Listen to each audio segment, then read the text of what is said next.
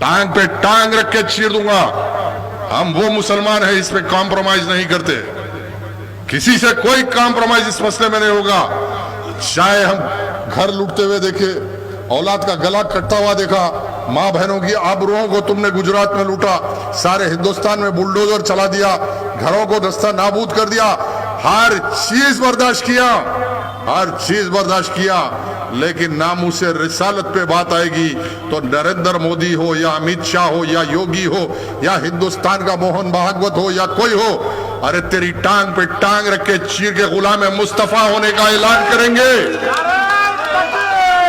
इसमें कोई कॉम्प्रोमाइज नहीं होगा। करना है केस करो, जेल भेजो। अरे जेल तो हमारा घर है, हम जाते आते रहे।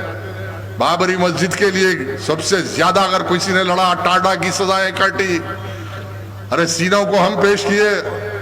फिर इंतबा दे रहा हूं कि रविश को रोको, मजलूमों के नाम पे, गौ रक्षा के नाम पे मारा जा रहा, मासूम मासूम बच्चों को मार दिया जा रहा। हर जालिम अपना जुल्म छुपाने के लिए मजलूम को कसूरवार ठहराता है। वही हिंदुस्तान में हो रहा। अगर हिंदुस्तान में सबसे बड़ा टेररिस्ट और टेररिस्ट ऑर्गेनाइजेशन है तो आरएसएस है।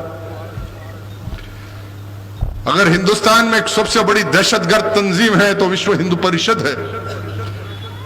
अब बाबरी मस्जिद का फैसला, अरे वाह वाह वाह वाह, मैं हिंदुस्तान का वो मुसलमान हूं, जब फैसला आया था तो कोई कहे न कहे, हैदराबाद की सरजमीन से मेरी तहरीक के सदर की हैसियत से मैंने अपनी जिम्मेदारी निभा के कहा था कि ये फैसले को मुसलमान नहीं मानता, ये आइन के खिलाफ है, दस्तूर के खिलाफ है।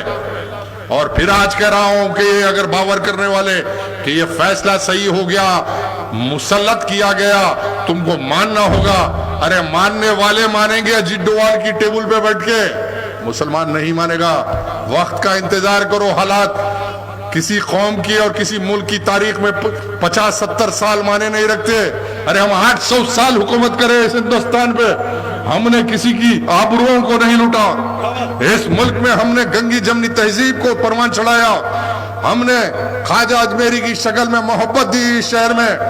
इस हिंदुस्तान में फारूक अहमद सरंगी रहमतुल्लाह अलैह की शक्ल में हमने दीन को कायम किया, हक्कानियत को कायम किया।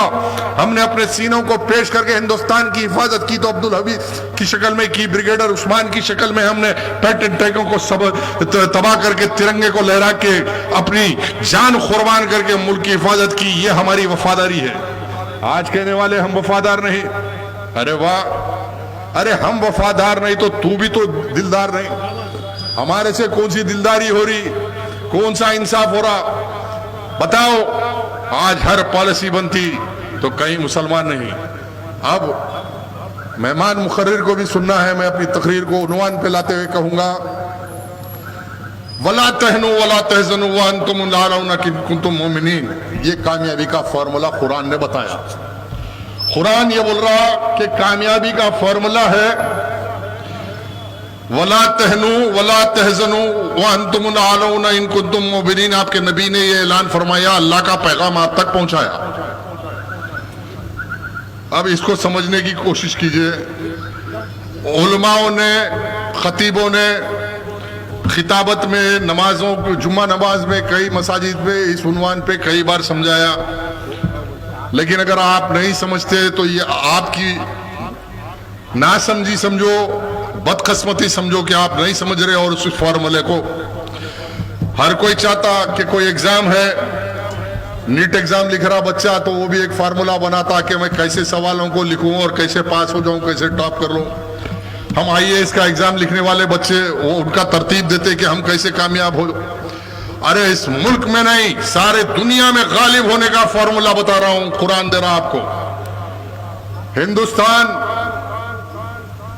अफगानिस्तान, अमेरिका, यूरोप किसी के लिए नहीं, सारी इंसानियत के लिए रहमतुल आलमीन बन के आए।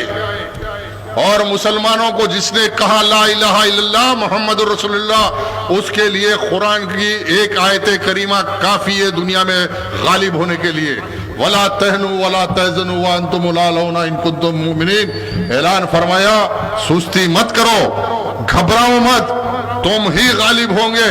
शर्त यह है कि तुम मोमिन बनो, शर्त यह है कि तुम मोमिन बनो।